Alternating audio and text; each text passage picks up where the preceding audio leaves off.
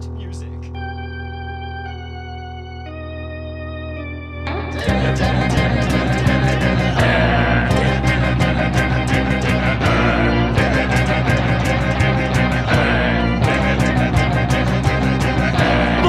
He's not a bat, he's a man who fights crime. And we're gonna watch him fight for a minute at a time. With John and Niall and a guest who doesn't rhyme. It's Bat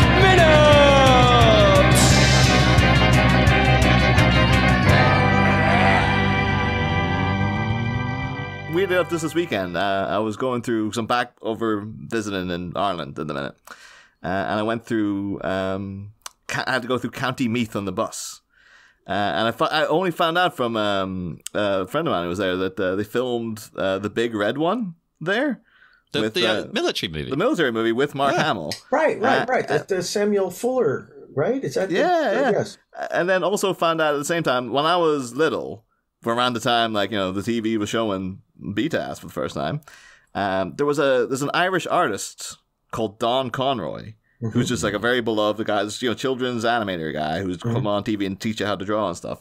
Apparently he's in the Big Red One with Mark Hamill and stuff. No kidding. Yeah, and apparently he says Lee Marvin stabs me to death in my bed. I was trying to look up, I was like, I don't have time to watch the movie because I found out literally yesterday. Wow. But but at the same time too, seeing the name Conroy, I was like, oh my god, I wonder there's no chance there's any relation between him and Kevin as well. I was like, that would be amazing. It turns out Don Conroy is a distant relation to Kevin Conroy. Crazy. What? Yeah. Although, did you work with Kevin at all yourself? Hands on, Dan, I'm assuming because you've both done so much. I'm assuming you guys cross paths, a couple of times at least. Well, yeah. I mean, from Batman Beyond, Justice League. Yes, we crossed paths a lot. And he was a joy to work with. He was when he first came on, when I first saw him, I remember thinking, my gosh, he could be a live action Batman. His jaw was exactly what Bruce drew. He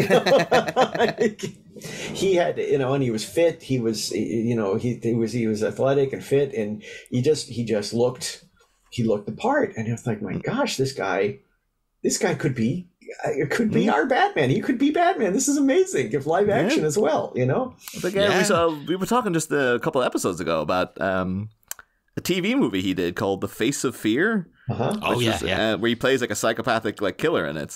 But there's scenes of him working out in that, and you're like, oh, that's it. He's doing it. He is Batman in that moment. Maybe that sort of stuff is him sort of trying to, let the studios know, look, I'm ready. Yeah. Right. Bring it on, baby. I can do it right now.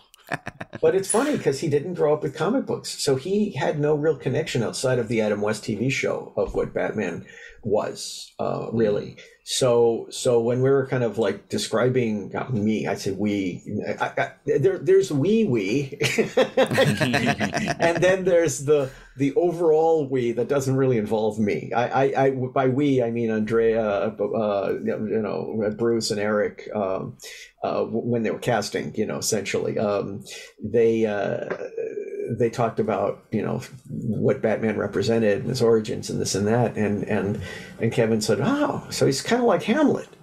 And they were like, sure. Whatever, yeah, I guess so. He's haunted by the ghost of his dead parents, so sure, okay. And whatever it took, he nailed it. So we're like, okay, all right, then Hamlet it is. Sure, if you want him to be, yes, because that worked. And so it was one of those things where a lot of people were interviewed and no one quite fit the bill. They weren't quite right. And he came in and just immediately they knew this is the guy. Yeah. It was one of those instantaneous things, was it? We can stop looking now. Yeah. We've got it. Yeah. Oh. But there's a thing we've been doing all season, Dan.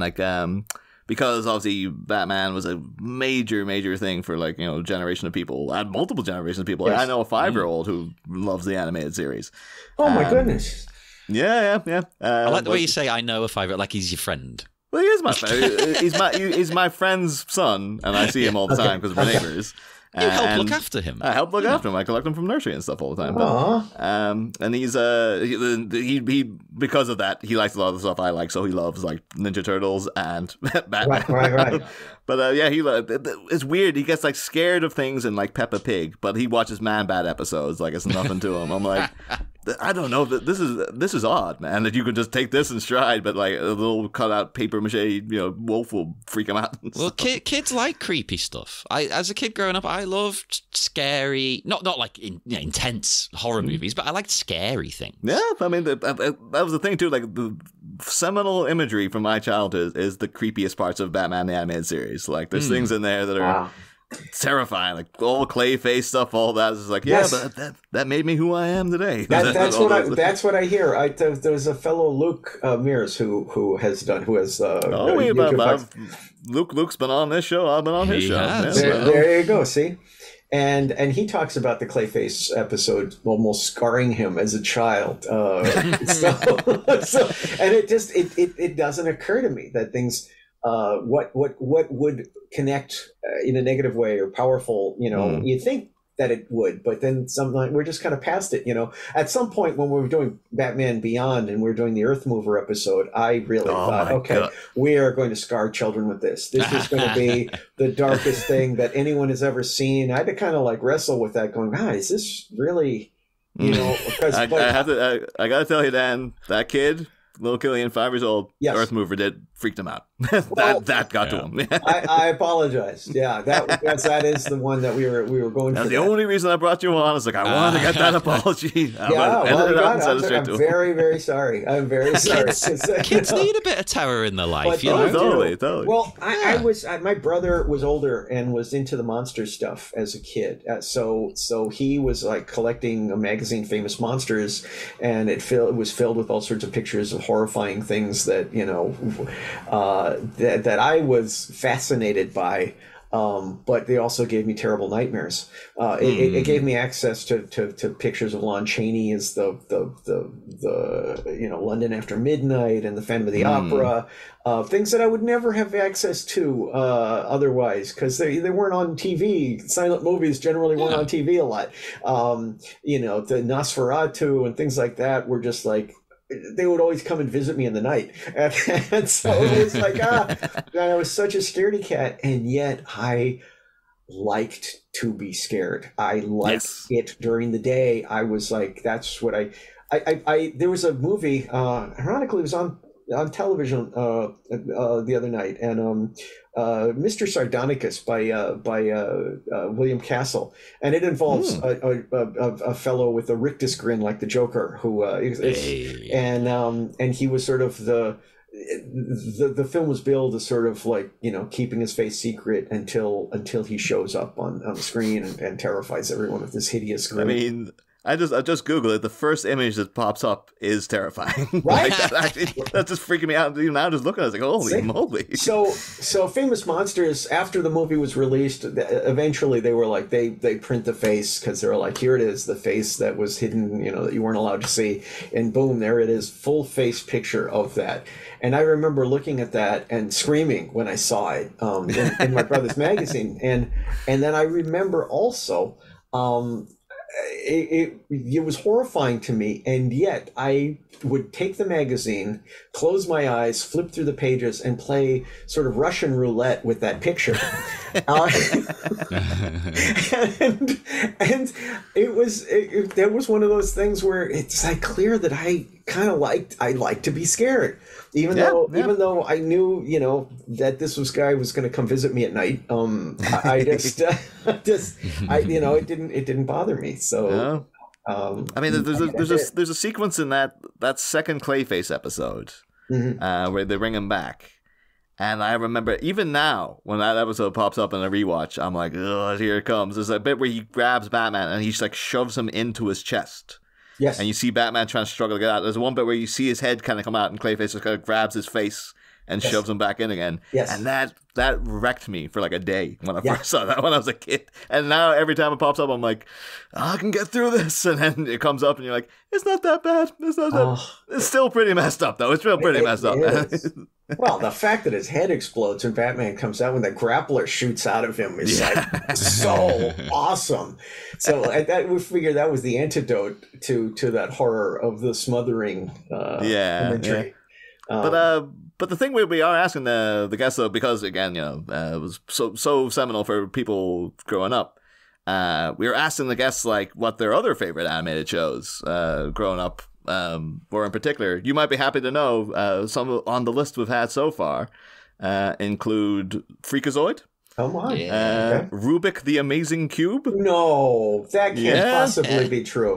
Our friend Audra Wolfman was on, and she was doing an impression of Rubik for like a long time at the end of the episode. She loves Rubik, apparently. Wow. Real Ghostbusters has popped up a lot. Yes, a lot of love for Real Ghostbusters. I'd say that's probably the number one, right? I think that's been the most cited one, was always Real Ghostbusters.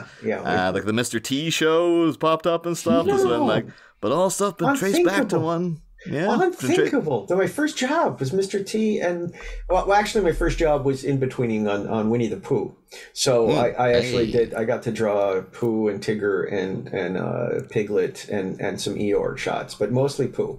For a day for Eeyore, I did in betweens for that, uncredited, and then I got work at Ruby Spears and doing storyboards for Rubik and Mr. T and then later on working on Turbo Teen and Dragon's Lair. So there was a lot of fun stuff. And then getting to meet Jack Kirby. Getting to meet Jack Kirby was a dream. Because he was there. And Doug Wildey, the creator of the show that influenced me as a child, Johnny Quest. That was my question was going to be like when you were growing up yourself. What were your big cartoons? My big cartoon was Johnny Quest, and so to actually get to work on that was to work with him was a dream. And he was a crusty old guy that was the terror of writers. He just he would come into a meeting saying, "Hello, frauds." I love that. And yet, he really liked young people and kind of being a mentor and showing them ropes. And he was really, really cool. He was really cool. Yeah, and I actually got to meet Kevin Altieri through him, actually, because he was doing a signing at a comic book shop nearby, and he was scared that no one would show up, and he would just be embarrassed that he'd be by himself. And he was wrong, because quite a few people showed up, but not that many. And he was there for 2 hours or so, and it was mostly me and Kevin, like, taking up his time, and he had asked me to be there. but I, and then when I was when after I was laid off from Ruby Spears and looking for work, I found out that there was something at Deke, and Eddie Fitzgerald was working there, who I knew through Tom Minton. And Kevin was already storyboarding on there, and we were like, "Wait, I met you that Doug Wildey thing," and so he kind of like, this guy's great, So then when Batman came along, he was hired first, and I was working at TMS at the time, and on a project that had just closed down, a series version of the Little Nemo movie. They were going to try to pitch. And TMS had just pulled the plug on us, and I get a call from Kevin saying, there's this Batman series, and I had already known Bruce through Deke. He had worked on some things there, and I knew Kevin very well because I'd worked with him for years, and I already saw the promo of the series that had leaked and had been all around the industry. There were bootlegs of that promo all over the place, and I had a copy. And so when Kevin was like, there's this Batman show, and they're doing it like the Fleischers, and it's going to be great. And I'm like, I saw the promo, yes! That promo is still incredible today too. Like now you ready access to it on YouTube and stuff, but it's like, even now, you're like, that if someone showed me that back in the day and we're like, we're going to make a show of this, you'd be like, sign me the hell up. It looks amazing. Yeah.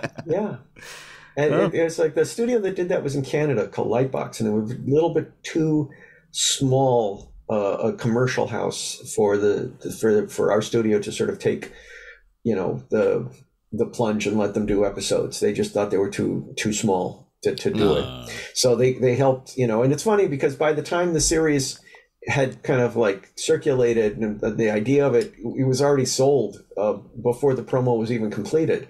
But it certainly, what it did was it was a tremendous recruitment tool. So it ended up not being so much the thing that helped sell the show, but it helped get people. It was like, cheese in a rat trap, and we've got him. And it worked, we were all trapped. Yeah. I mean, like that image of Batman squinting for the first time. It's like, that's going to capture a lot of people right there, though. Man. And that kind of became his move, squint. Yeah. But I remember talking to Bruce about it after a while, and when we were working on the series, like, oh yeah, and most of the stuff in this thing we can never do. It's like the gunfire, him dodging bullets, that stuff. We're never going to be allowed to do that. Mm-hmm. And it's not, just because of the BSMP aspect of it, not because we think that Batman is physically capable of doing it. It's just because the way that he dodges the bullets is sort of based on Doc Savage. Doc Savage is able to do that. It's not that he's Superman. He's not faster than the bullets, but he's faster than a guy pulling the trigger. And he can see where the gun is aimed. And so he knows where that bullet's going to land, and he can get out of the way to either cause minimal damage or avoid it completely. And so that's what's happening there. It's not that he's faster than a bullet; he's just faster than a finger pressing the trigger. I mean, like they put that on like Batman's tagline, like faster than a speeding finger.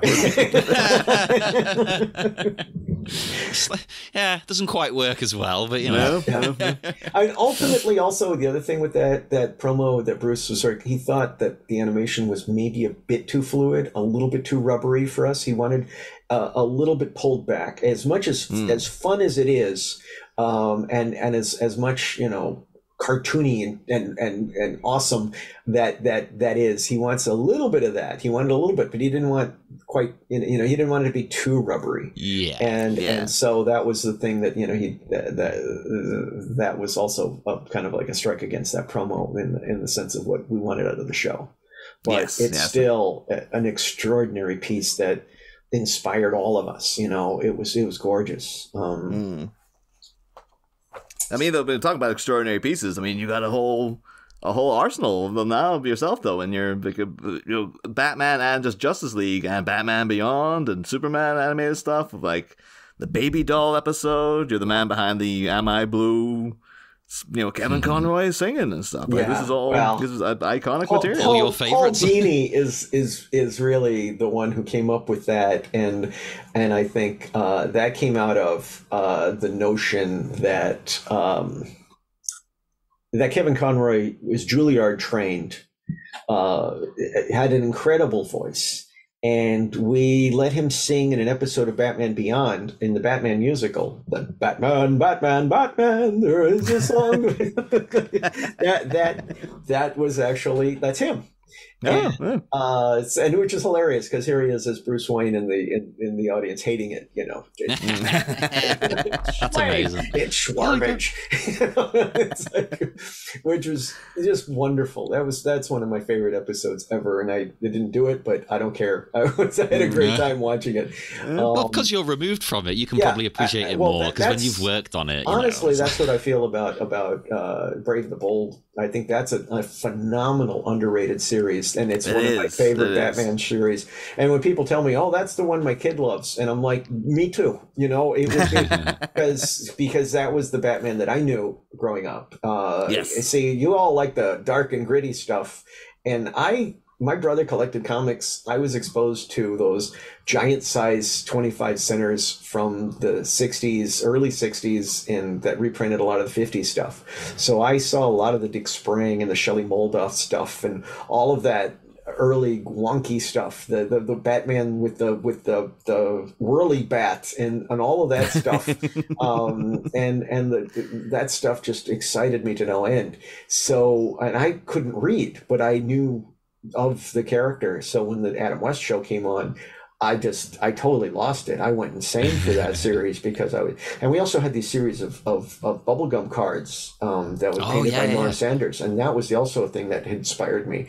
I collected those cards. I didn't have the whole set, but I had a number of them, and I would make a little shoebox theater that you poke a little hole in one side and put the cards in, and you look out through a little viewer, and you'd put the cards in different order to make a different story. So I was editing using those cards as a 5-year-old.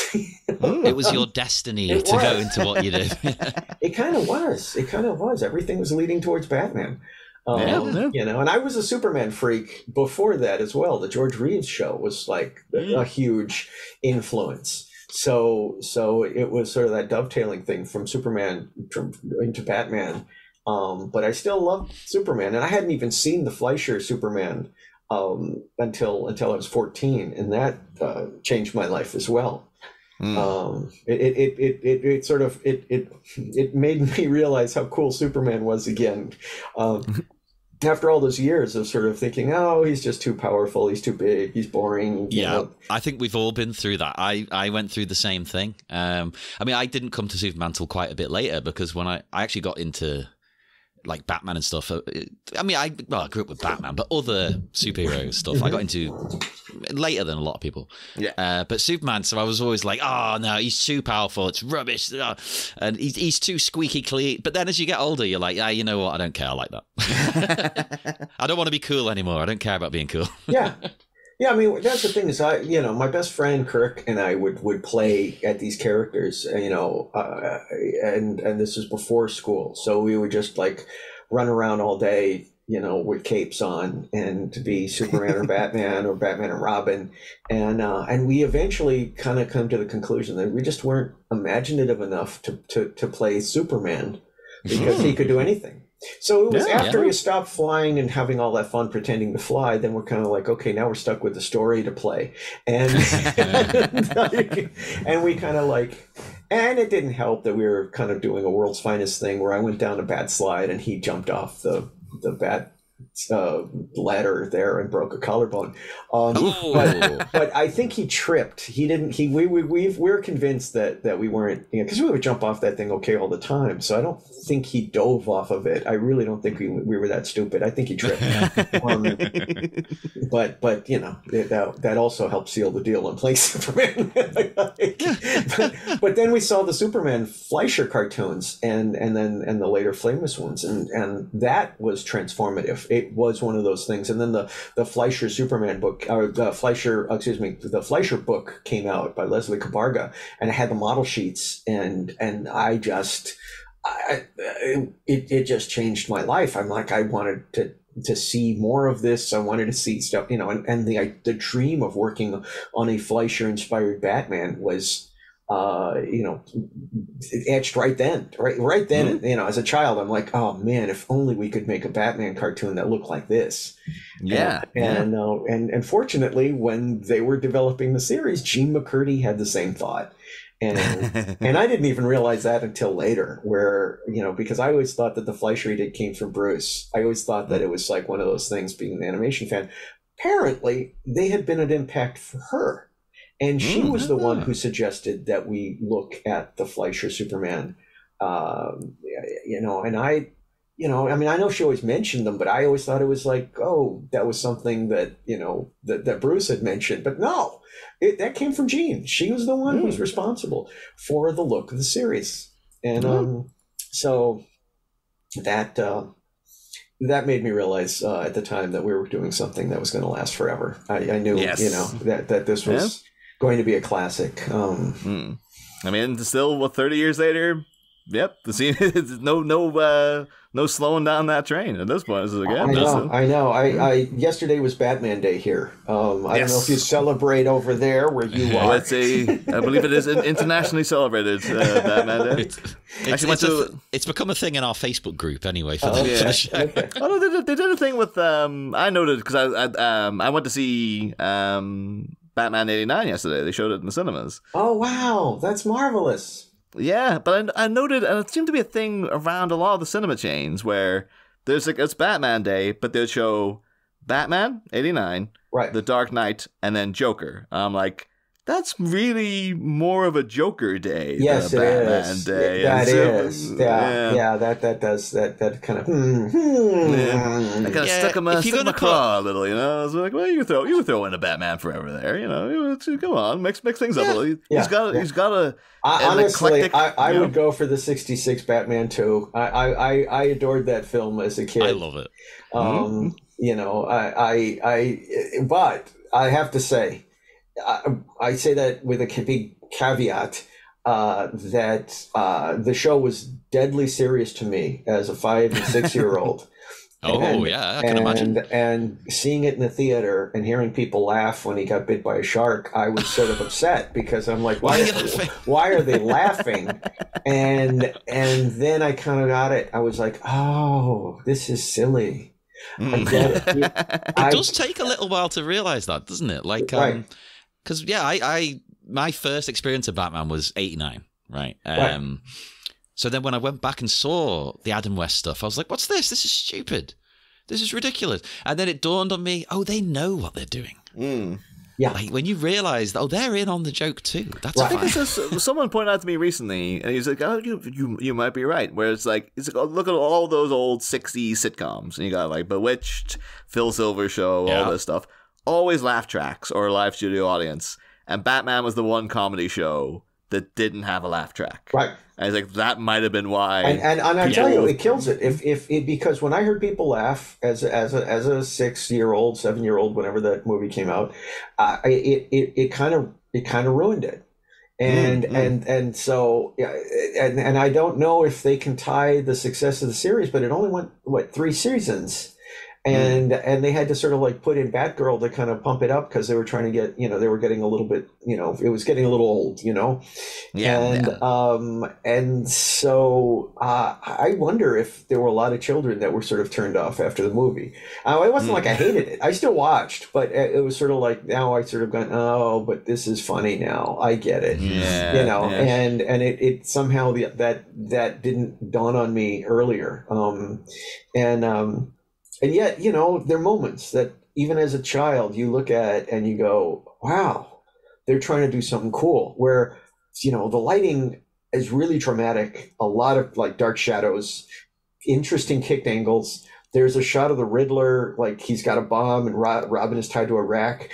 And they see like a shadow on the wall of a giant bat, and then they pan over to Adam West, and he's kind of like holding the tips of his cape because his cape isn't long enough to really do a decent bat silhouette, so he has to kind of do it kind of goofy. But it's still lit really dramatically, and it's kind of cool. And it does this dramatic leap on a chandelier, and China comes into the big fight in the dark. It actually was very dramatic. And then the shot with the Joker reveal is Pagliacci, and they rip the mask off, and he's laughing in the face. It was actually really jarring and scary as a kid, And I never noticed that Cesar Romero had a mustache as a child. It didn't even occur to me.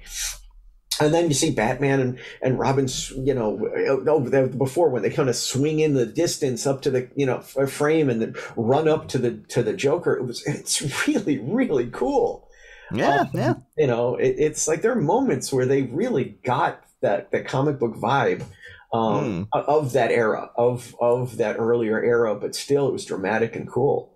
It's our next season as we're heading into the 66 movie. So awesome. We'll be getting into if there's a minute in that sticks out to you that you'd want to come on to talk about, you're more than welcome to return. Oh, okay. I'm excited to go into that one because we are going to obviously have fun, but we are going to treat it seriously. We're going to treat it the same way we treated the other films. Yes, sure, of course. Sure. Yeah. But I mean, and then Adam West talks about like his dastardly villains that murdered his parents, in the very first episode. So you get that origin kind of out of the way. You realize, okay, this is what happened to him and why he's Batman. And it's there. It's just, it's never mentioned later on, but it was at least in the very beginning. And it was done in a dramatic way. It was not made light of. So it's a fun show. It has a lot to offer, at least the first season, more than most. Although I really love Batgirl, So. Yeah, she's fantastic. She's iconic. Well, we had a lot of time. We did some deep dives into it because last season we were doing Batman and Robin. So we had to go back to like the origin of Batgirl. It's all coming directly from Yvonne Craig and stuff. And it's like there's some great stuff there, And we also getting to work with Roddy McDowell was a dream. I mean, a big Planet of the Apes fan, and I loved all of his movie work, and but he was also bookworm on the old series, so he was one of the few that showed up in the old show. And actually, Judy Strangis, who was known as Elektra, Dyna Girl on the Elektra Woman and Dyna Girl series. I don't know if you've got that where you are. Her dad was the production manager, assistant director, whatever. He was one of the producers of the original Batman series. So she, as a young teenager, was in some crowd scenes and that stuff. So I remember being really shocked, and then looking up, managed to verify it. Was that there's a Mr. Freeze episode, and there's a couple of girls in the go-go dresses outside like an ice skating rink. But I just I was looking, I was like, that's Terry Garr. Then managed to check it down. I was like, no, that is Terry Garr. She's actually here. She's in the Batman 60 show and stuff. I was amazed. But wow, I've got to look that up. That's awesome. Yeah. It's at the very beginning of one of the episodes, but it's a real oh wow! I was just patting myself in the back for an eagle eye there, but and to think that years later she would play Terry McGinnis's mother on Batman Beyond. That's extraordinary. Yeah. She was wonderful to work with. She really I really love her. I was a huge fan of the Young Frankenstein, and and I had a crush on her since Star Trek. And I fortunately did not mention it because apparently she doesn't really enjoy talking about Star Trek. So was it because of the whole that was supposed to be like a spin-off show, right? It was. Yeah. Maybe jaded it didn't go forward or anything. No, it's not that. It's like I believe there was stuff on the set that just made her uncomfortable. And then on top of it all, I think the rabid fans that's sort of all they know her from kind of bothers her, So I think she sees the whole thing as sort of like some kind of weird sick cult, and she wouldn't be entirely wrong. No. As a big Star Trek fan, I could probably, I guess it kind of is. So okay, all right, I'll grant you that. So I just felt fortunate that I was, I didn't make her feel uncomfortable bringing it up. So. Thanks so much for your time. I don't want to take up your whole morning here. Oh my goodness, you're right. We've been talking for a bit, haven't we? Yeah, thank you. You've been so gracious for your time. It's been excellent. It's been an absolute joy to talk to you. So thank you so much. It's been wonderful, and you've been a great guest. Yeah, I mean, if there are as we. Our usual format would be to go if there's any parting thoughts for minute 73 of Mask of the Phantasm, or any parting thoughts for Mask of the Phantasm in general that the floor is yours now. If there's anything you'd like to say about the movie that you've not said already, then by all means. Only that I am very, very gratified that this film that was ultimately a failure when it came out has lasted so long that people found it on video and have embraced it after all these years, because it was a direct-to-video initially and probably would have done okay as that alone. The choice to make it a theatrical and then Warner's didn't know what to do with it. They didn't know how to market it. They didn't know how to push it. They had other films at the time that they were pushing over it. So they only gave it matinee screenings starting on Christmas Day. And Yes, and that's then crazy. and then so there was no way the movie could ever make money, but Yeah. it made a small bit of money in its first run. And it wasn't a fraction of the cost of the film, but it was sort of gravy after production, and then the video kind of kicked in. But it was kind of sad because it was one of those things where nobody saw it. It was under the radar. It wasn't treated with any respect. And then all of a sudden, a year later, when it came out on VHS, Siskel and Ebert reviewed it, and they raved over the film, and it found an audience after all these years, and that was sort of really gratifying. That's like, when was like the first time you would have saw the completed movie? Because I know Mark Hamill, he has a famous story where he talks about like going to the theater on Christmas Day and no one being there except for like a couple of random people that he invited up to sit with him and his family and stuff. But like, did you guys were not given like a little premiere, like a premiere within the studio, or something to kind of go like, you did it, guys. Here's your movie, like up on the big screen. We went to where there was a screening on the lot. I believe the small theater that they had, and the crew all saw it before the release. So we got to see it as a completed film. Where it's pretty good. Yeah, this is working. This is good.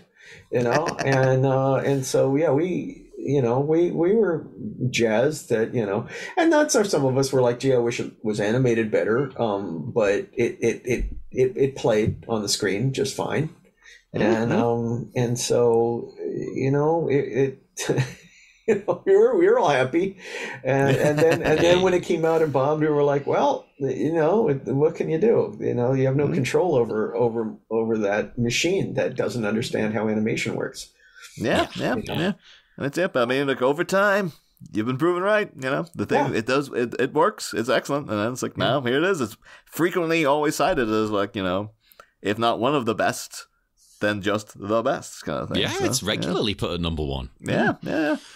I mean, but you hear about things like The Wizard of Oz, that apparently didn't make money when it first was released, or the big other failures. Oh, Fantasia was a bomb, and so you're like, oh, okay. So we're in good company of folks that Iron Giant, which was a magnificent movie, and that didn't succeed in its first run. So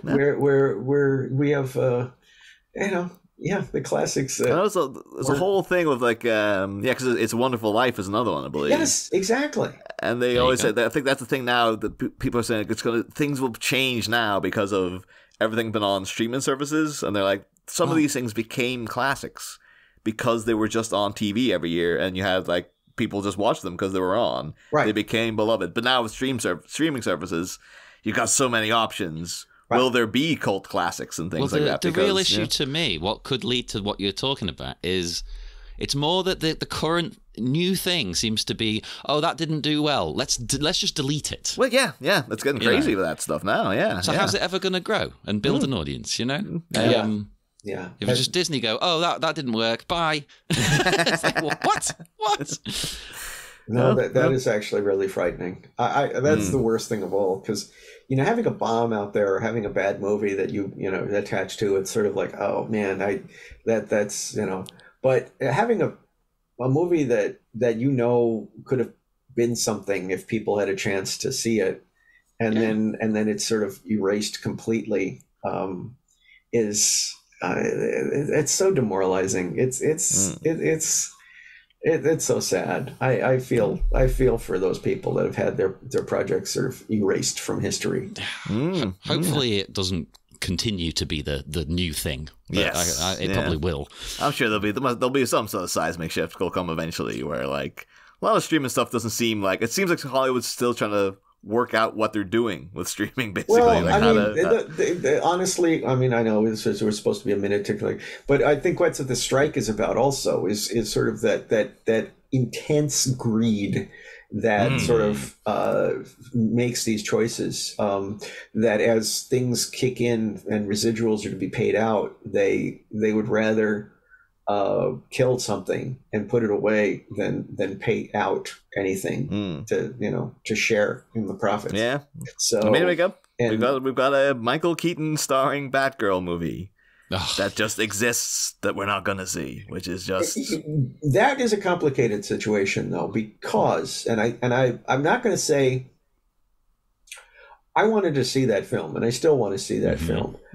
And I think it shouldn't be erased. Nothing should be erased, But I can understand why it was at least delayed, and why, because they wanted his appearances in the Flash movie to feel more important and be more special.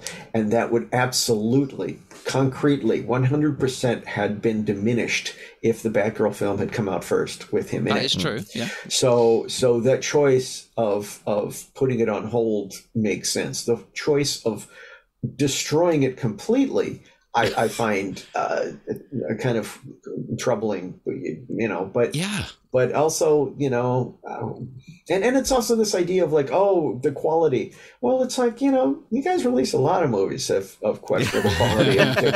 So it's like, really, could it have been much worse than other things that came out? It almost can't be the worst thing they've done. There's no way. It makes it more intriguing because you're going like, oh, so you'll release these things, but you're saying this is unwatchable. Right. And now I want to see it even more. See how bad it is. Exactly. Plus, I don't care if it's bad. I don't care. Your movie was basically done. Just put it on streaming. Just chuck it out there somewhere. But that's I know. But then they'd have to pay for it. And that was and this decision again. I'm not cutting slack, really, because I find the idea of destroying stuff for tax purposes really distasteful. I find the tax situation shouldn't exist then. They shouldn't be able to write off things like that. It just doesn't make sense. It's just this is work from people that really should, it should have been seen. But that is the situation, and they are hurting. They were hurting huge. They needed every single penny they possibly could, and at that point, because they had just taken over, they only had a short window of cutting losses in order to make some tax benefits for after the merger, and so they made, I think, the wrong call, but they made a call that sort of makes fiscal sense. And I kind of understand, despite, my distaste for it, I get it. I understand, this is just a reality business. They needed to make back billions that were lost. Ironically, they lost a lot of money making those choices because, people saw this as desperate and they kind of like, are bailing, but, it ultimately, I don't know if those choices ultimately hurt their stock, help their stocks, but it did actually cut some of their losses immediately. So I kind of get it, but yeah, I mean, to just be it's the fact that it's just like you can't even see you can't even see a rough cut. You're just like, I do hope that, like, I say within the next 10 years, though, something will leak. Something eventually. I think so. Yeah, maybe not a whole movie, but like there'll be scenes that will appear, down the line at some point. But honestly, I don't think. Yeah, maybe stuff will sneak out, but there can never be a sanctioned version of this. Oh no, not so. It'll be somebody within there. Yeah, stuff might get out, but I think the idea was that it should be as wiped as possible because, if they make a profit on it in any way, they'll have to pay like tax penalties and stuff. So and I don't know what the statute of limitations is on that kind of thing. So maybe, in about 20 years, they'll really, they're like, it's only this much of a fine now. Whatever, we can make some money off of it now. And then at some point it might be worth it to them. Yeah, it might be. You might get like a Donner cut scenario. Like the lost film would be like, it's London After Midnight, Yeah. Well, I was just talking about that the other day too, because again, around watching '89, we're talking about Returns. Right. And just find out, that was my big, through doing that season, finding out that the Vito's Penguin is, it's Dr. Caligari, but there's a lot of London After Midnight. And it's just like, now I just want to see that, but you can't. I know. I have a Polaroid picture of DeVito makeup in the process of sort of like this bust that was, it's actually a full figure version of the makeup, so it's sort of essentially like a penguin naked from the side that we were using to try to help to learn, because that was the one edict that they gave us on the series, was that we were getting full reign, like freedom all over the place on the thing, but Catwoman had to be blonde, have long hair and be blonde because of Michelle Pfeiffer. And our penguin had to reflect the penguin from the movie to some degree. So we, and those were the things that, Tim Burton was responsible for our series to a large degree. And anything to help tie the universe together, to help him out in a way, was, a big giant thank you, because again, like I say, Warner's doesn't really know animation at that time. They really didn't. They didn't know what they were looking at when they were looking at the promo. They didn't know what they were looking at when we'd send them designs. They didn't know whether Bruce and Eric really knew what they were doing. So the execs turned to the director of the Batman film, who had gone to CalArts and was an animator, and they showed him all the designs and showed him the promo, and he was like, "This stuff's great. Leave these guys alone. They know what they're doing." And with Tim Burton's blessing, that's what happened.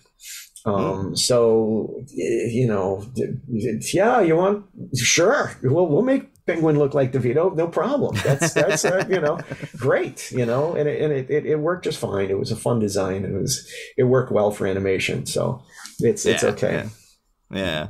I know now there's a whole thing apparently in that the Adventures Continue comic line. Apparently they've put in an explanation as to why he changed designs midway through and stuff, where he fell out of a helicopter and had a lot of reconstructive surgery, and then they it was just one of those okay, sure, yeah, that's the canon continuity reason for why he changes now. That's amazing. See, my first instinct was, don't bother explaining it. But you know what? Now you've given me the explanation. That's so funny. I'm glad it's in there. Yeah, but there's a thing as well where the reason Catwoman changes her looks as well is that she finds out that she's not a natural blonde, and she finds out that her hair dye company is testing on animals, so she cuts off all her hair and dyes it black, or just lets it be black and stuff. That's great. That's interesting. I like that.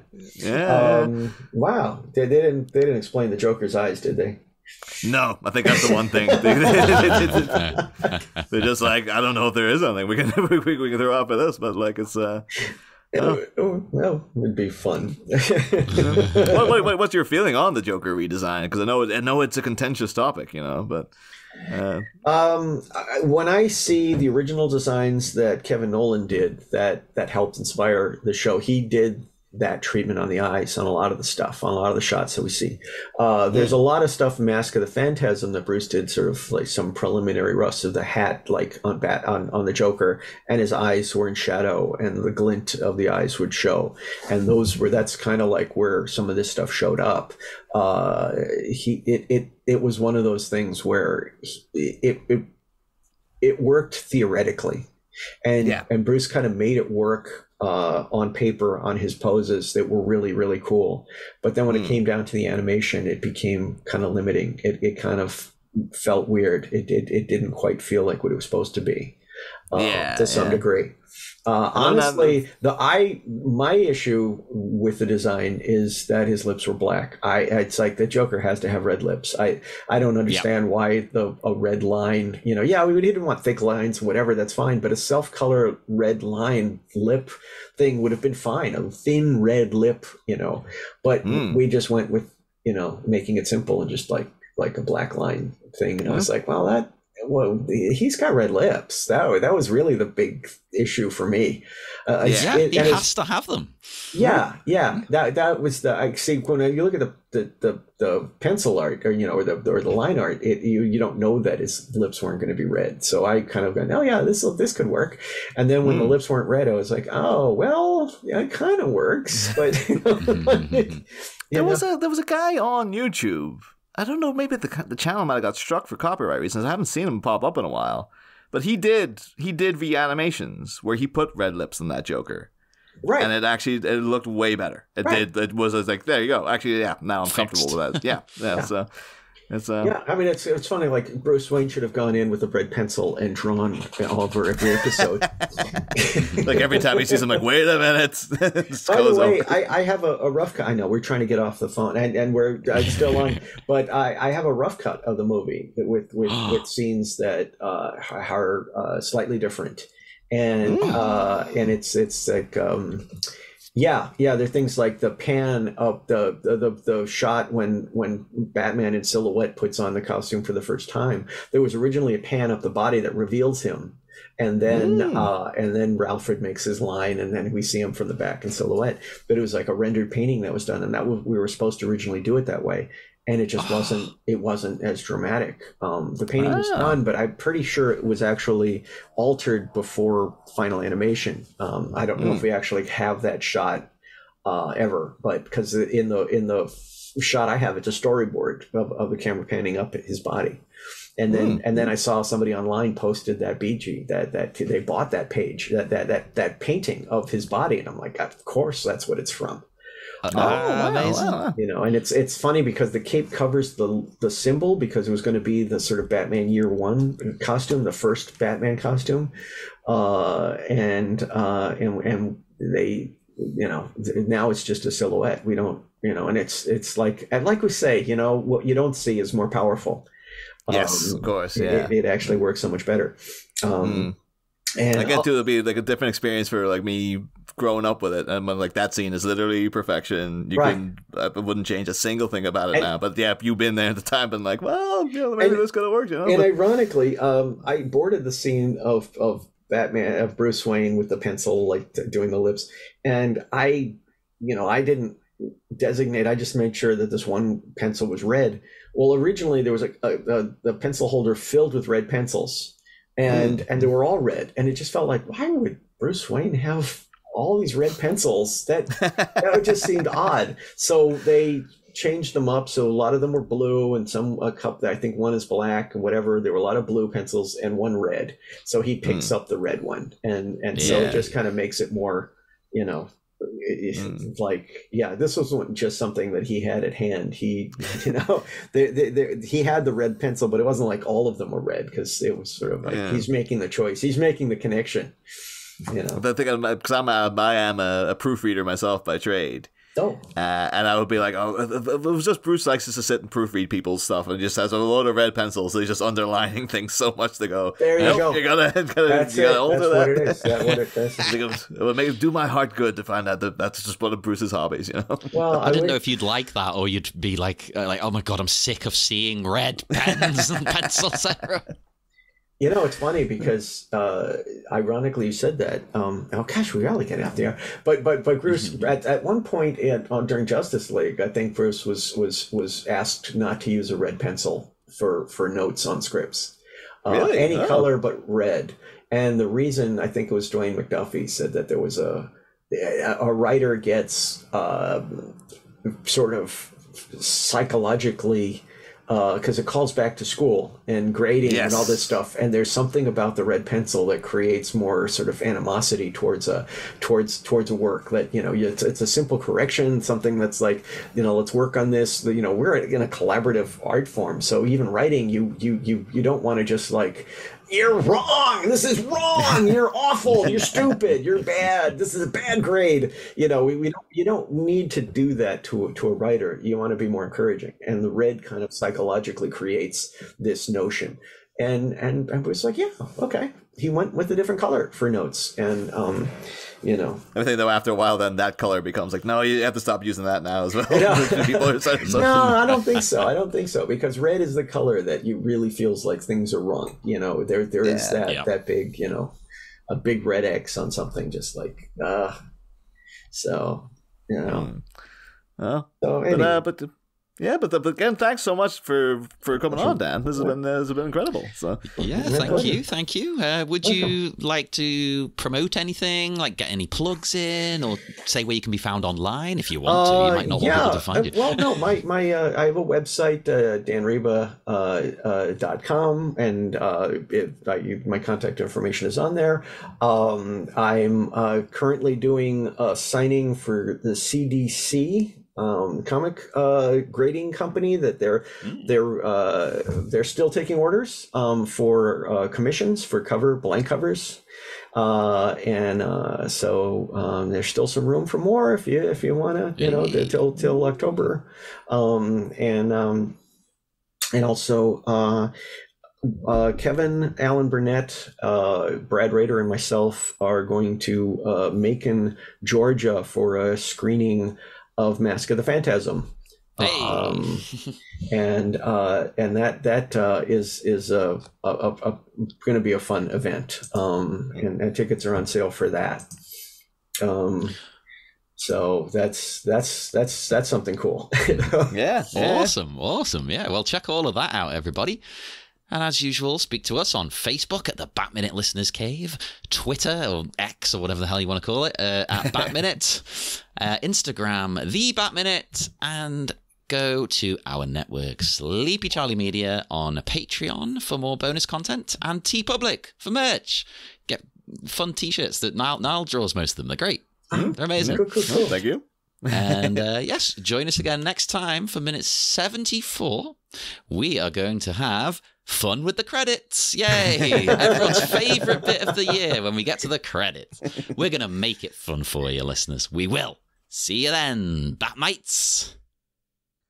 Next time, it's credits world, party time, excellent.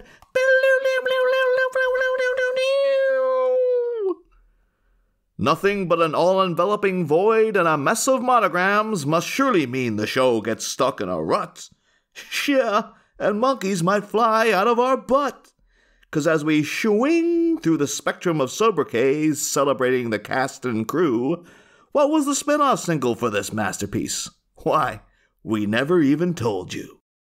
We're raring to ramble about the rare career of Tia Carrera, our musical Cassandra, who's a total babe.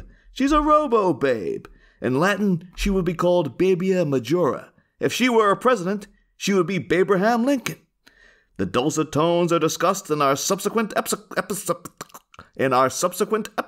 folks. Same Bat Pod, different Bat Minute.